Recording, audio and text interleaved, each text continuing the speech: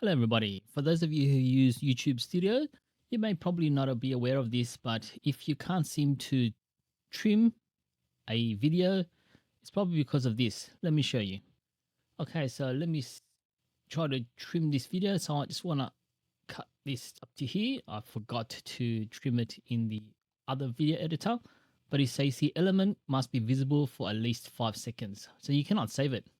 So the problem is that these end screens are causing it not to be able to be trimmed. So what you need to do is you need to go back here.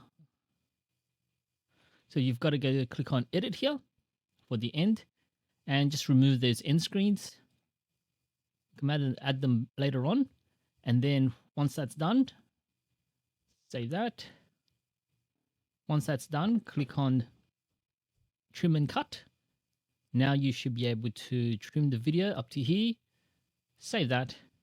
Actually, let me just give it a little zoom in a little bit more. Don't want to see the black screen at the end, so that's good enough. Hit save. It will say here that it will take a little while for it to save the new changes. Take a few hours, but hit save. Video is in progress. Once that's done, you can add the end screens back in. Sure, you're at the end of the video.